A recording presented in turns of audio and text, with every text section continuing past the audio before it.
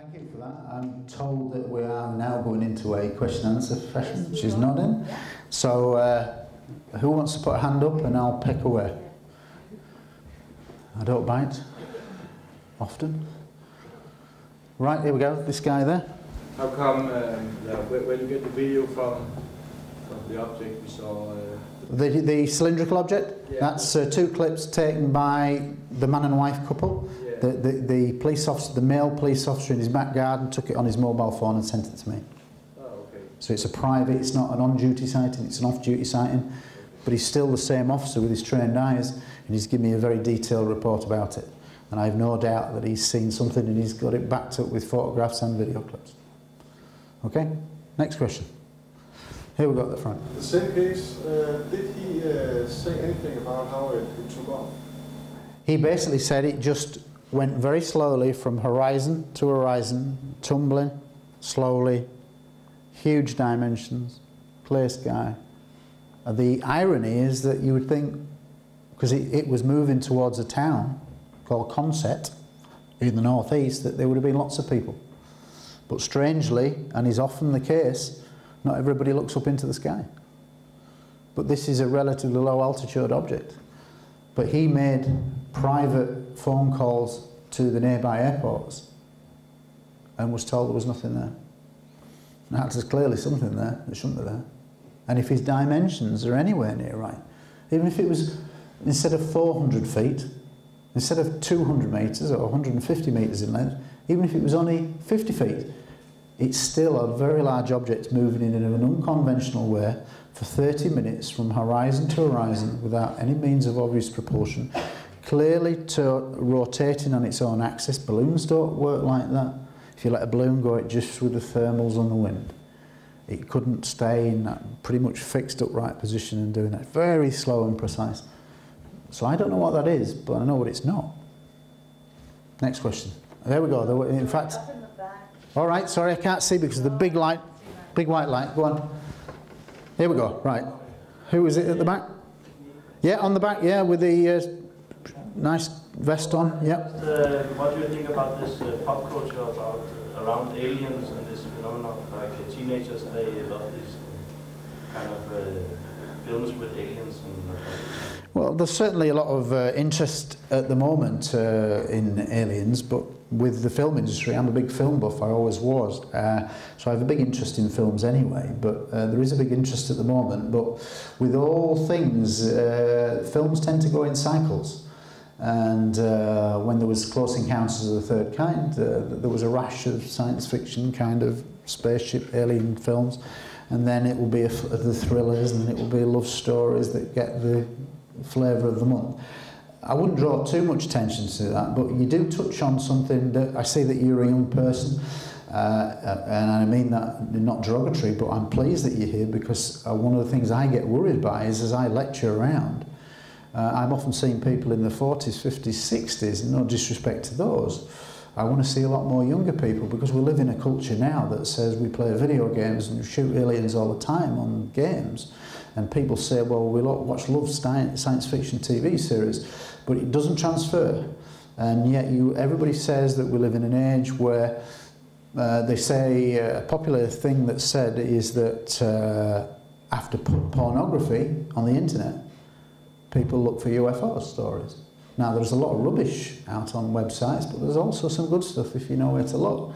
But that doesn't translate into young people coming into this subject. And there are some young people in this subject, and I encourage that to come forward because, if anything, I hope you've come into this lecture tonight with an open mind, because it'd be pretty dangerous if you had a closed mind.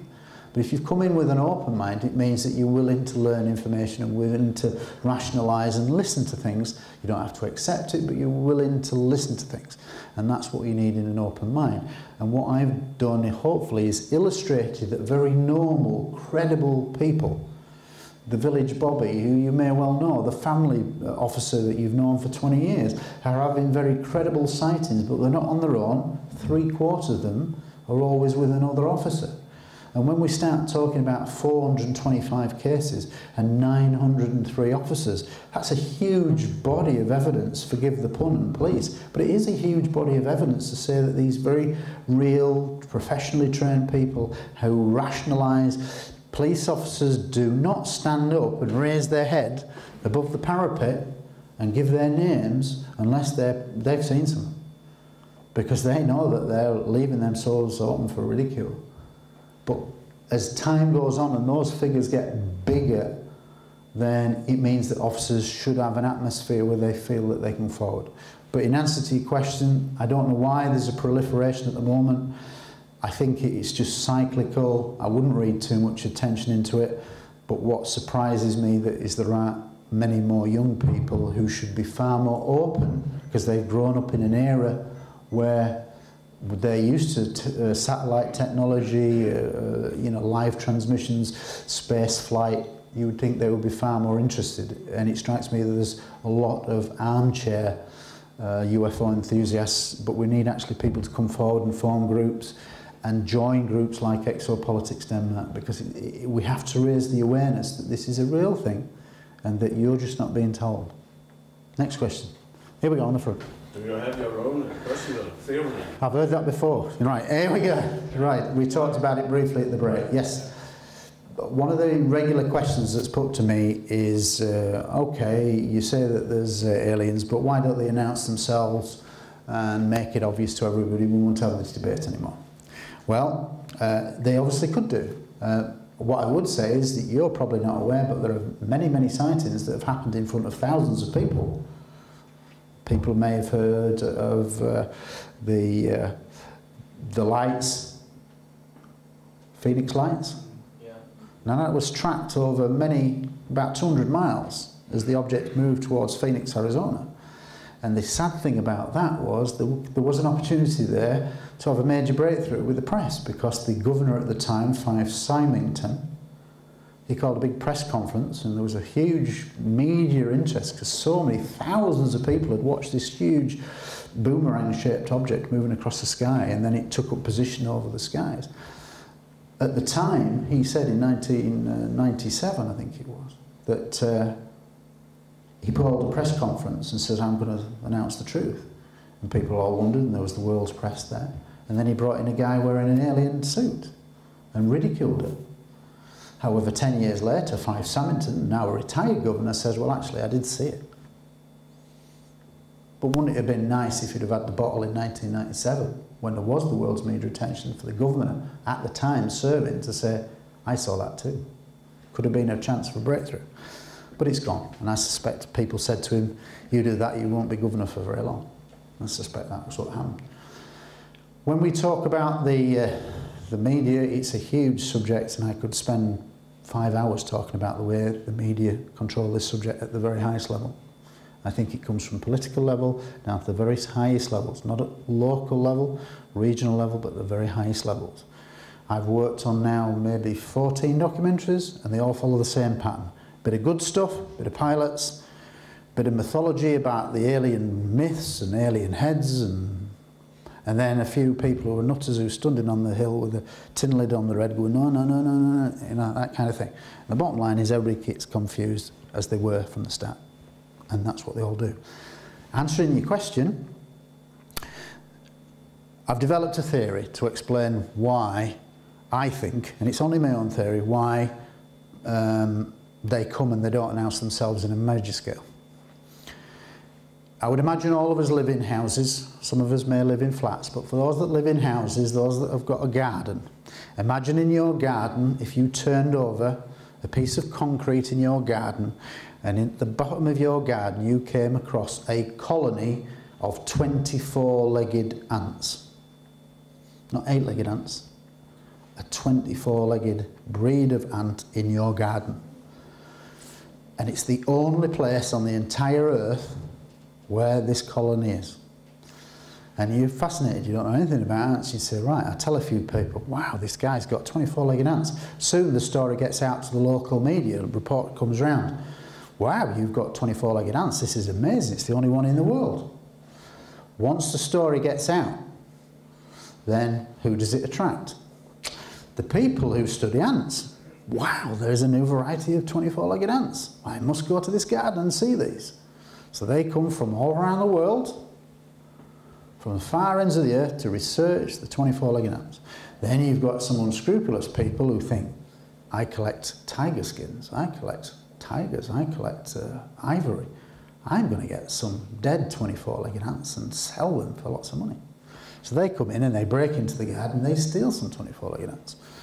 And then you've got the people who are thinking, 24-legged ants, they've got an extra 16 legs? What physical development in their biology has caused this? The scientists, and they go, we want to get to that garden and study the 24-legged ants. Now, some of the scientists are good scientists, and they do say, can we have some of your colony? We want to analyse this. So they get some and they go away and they kill them and they study them under a microscope and see what physiology they've got. And then there's also the unscrupulous scientist who thinks, I want to do my own experiments from these. And they steal some. Now substitute the 24 ant colony for the Earth. And now think of UFOs coming here. It's rare. It's only in this bit of the neighbourhood. There's lots of water here, maybe more than any in the local neighbourhood. It's a bit like an oasis in the middle of this part of the cosmos.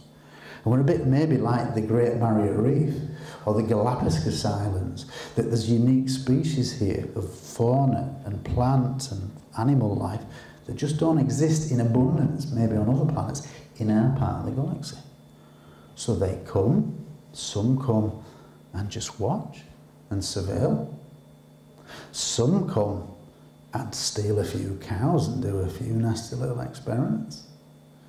Some come and even do, allegedly, human mutilation experiments. I think that we're quite unique in our little corner of the galaxy, and I think the vast majority of the species that come here just surveil like we would do if we were in the Great Barrier Reef. We'd swim with the fishes, but we wouldn't steal the fishes, would we? We'd just watch them in their habitat and just nicely watch them and not interfere. And I think that's what's going on here.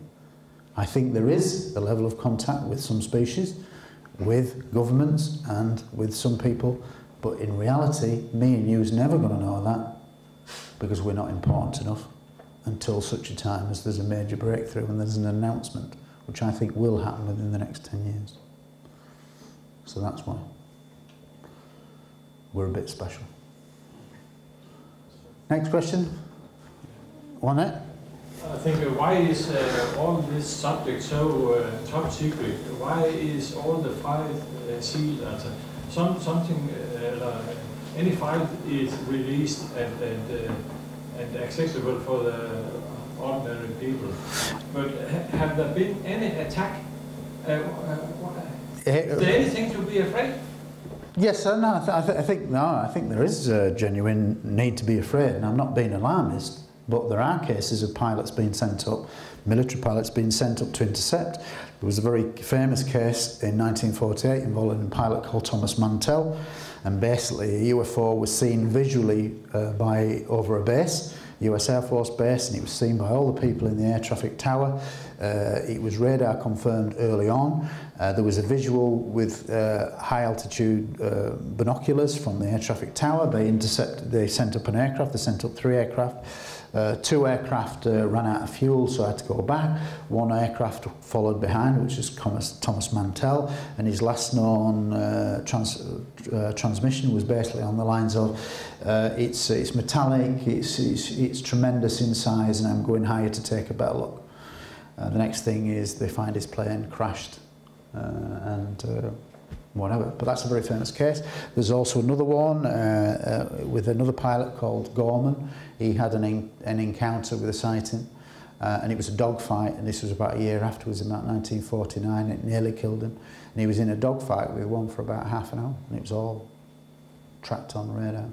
There are many cases, military cases like that, and I mentioned the F-16 one from 1980.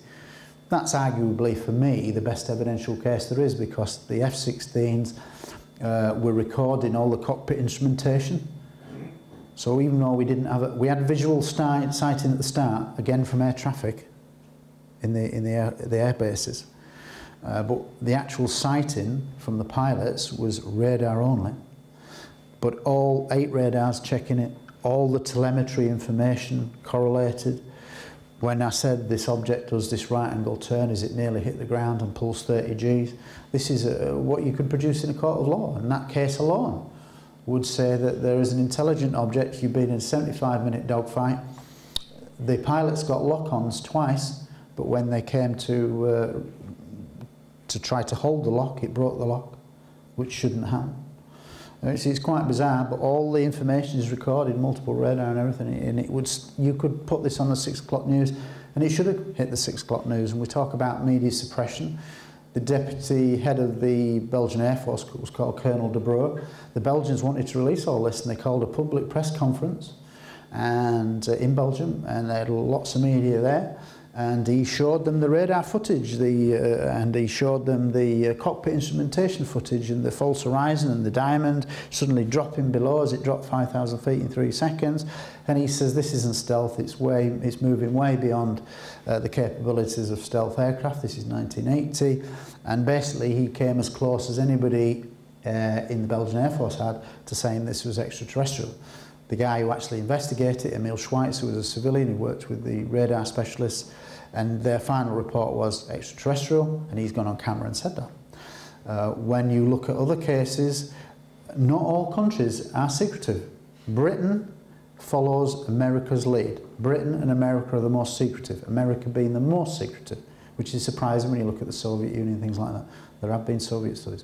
But America is the most secretive because I think they control the whole subject. Many reports of, there's a guy called Gordon Cooper who was an astronaut in the Gemini program. He was a test pilot, and he said that as a test pilot he was flying over a military base and a UFO came to land at the base. This is Holloman Air Force Base in the desert. And he said the object landed and he was filming it. He was flying the plane that was circling it. It came and landed, put 3 legs down, and people from Air Force officers went to meet 3 creatures that came out on the ground. And this was apparently all recorded. He says, we filmed it all, we give it to Washington, and we never saw it. And this guy went on to be an astronaut. So I mean, what kind of people are they employing as an astronaut? He's a very credible guy, and he said it all his life. And he had further sightings himself that he talked about quite openly. He died a couple of years ago, but this is one of the people who were one of the first of the few. You've seen the film, The Right Stuff. He's one of them, 7. So, you know, so there are many credible sightings like that. The reality is there's loads of information out there, but going back to that Belgian press conference, you'd think with that kind of telemetry data that it should have made the front page of every newspaper, because there you have finally got this great piece of evidence, pulling 30 G, it's all tracked, absolutely producible in a court of law, absolutely anybody would say guilty, Your Honour.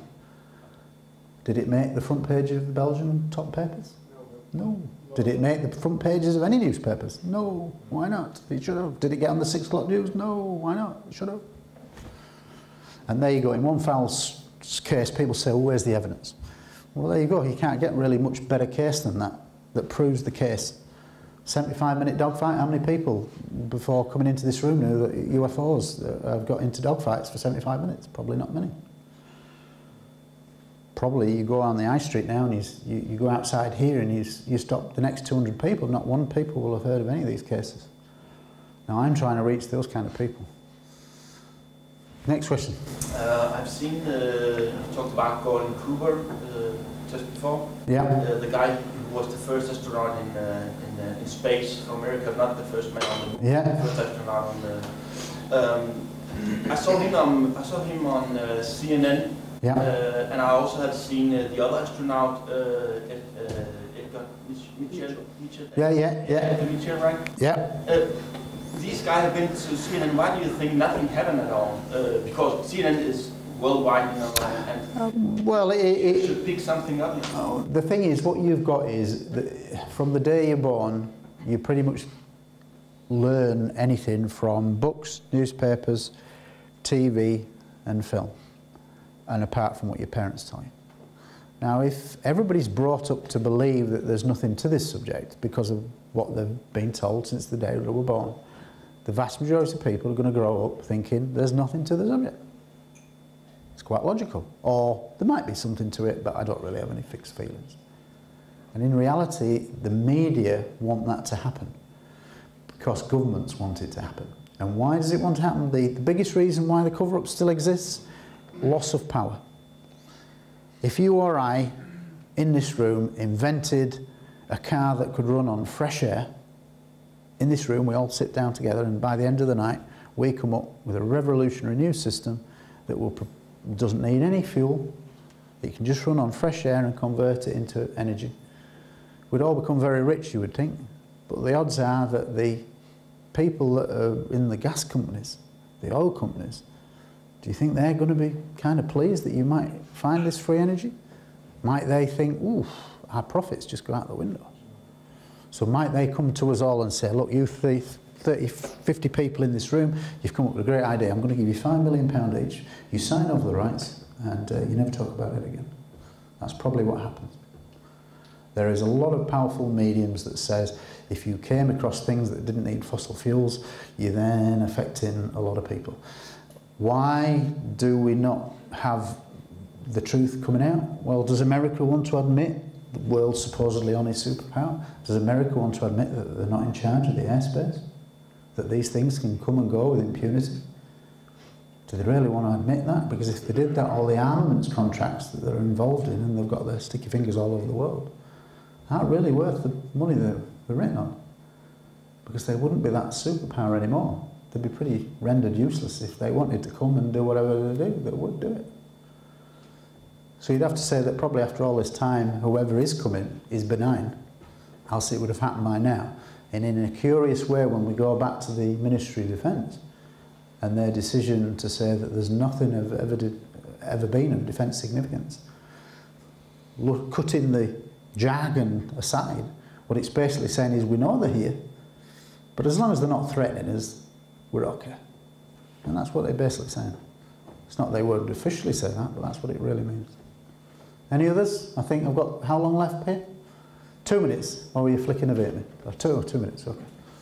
Thank you. Right, one on the front there. Yeah, I want to talk about something about credibility. Okay. You say that all these people, airspace watchers and policemen, yep. astronauts, radar, air traffic, yeah. From my point of view, they all have very stressful jobs. Yep. And a very psychological stress. Yep. And I can't help but see it as kind of therapy for them. And so, are you inferring that perhaps all of these people in these specialised jobs have got maybe some psychological issues? Yeah. Well, that's a hell of a that's a bit bizarre. Yeah, because I've tried this psychological stress, and I've also seen things that weren't there. And, oh yeah, and there's been lots of studies. And I know about collective awareness. Okay, but what have I just been telling you about? Reproducible evidence. Okay, yeah. The Belgian Air Force case. This is backed up with data as long as your arm, plotting the object's movements, yeah. Left, right, and the visual.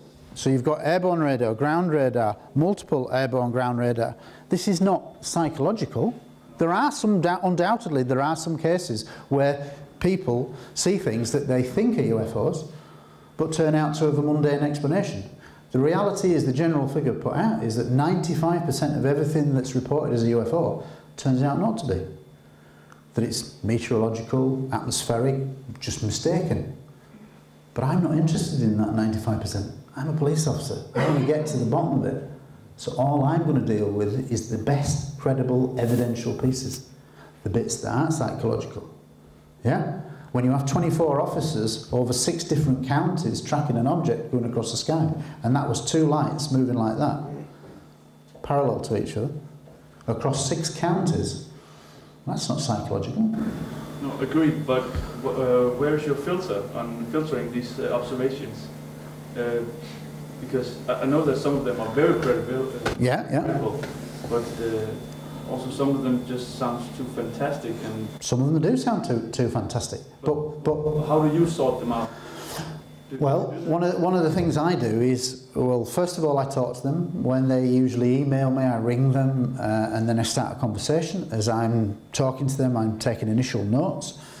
I'm listening to the sound of them. I then ask them to fill in a report that sends police photographs of them in uniform, gives their police history, gives their telephone numbers and certain police questions that I can ask and codes and things like that. Police national codes, things that the police officer would know but the public wouldn't do. So there's that kind of verification process goes on. If it's obviously an officer on his own, I can't actually ever prove that any single one officer who has a sighting is seeing the same thing because it lacks corroboration. So some of the sightings sound incredible.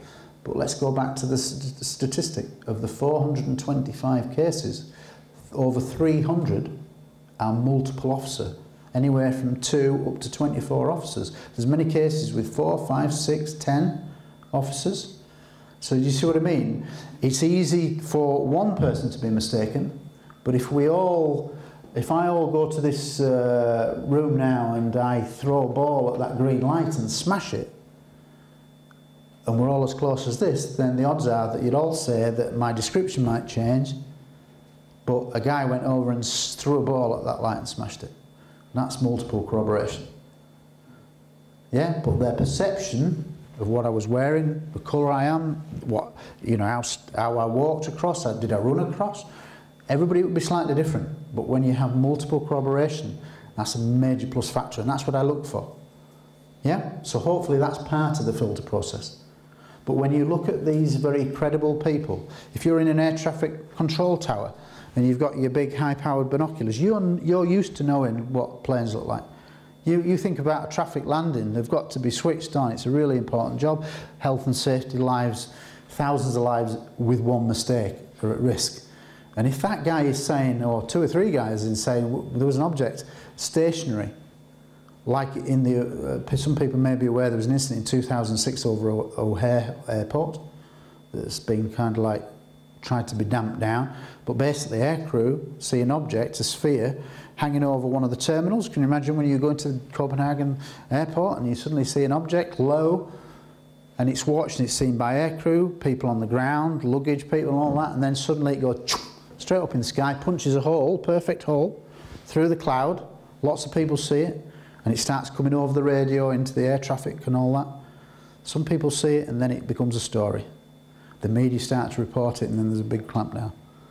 Multiple people from different vantage points, there's no psychology in that. That's a witness, a multiple witness. Okay, so yeah, there is some psychological aspects. 95% of cases don't turn out to be, but I'm only interested in the 5%, and of the 5%, we're probably talking about 3% that are genuine UFO. Yeah? That's the filter process. We're finished. All right, you've been a great audience. I'm told that there's no more questions. It's 10 to 10. Thank you very much. If there's any questions privately, well, go on then. Go on then, Peter, is that okay? That's fine. Yeah, personal question. Do we have information about that Belgian conference of the...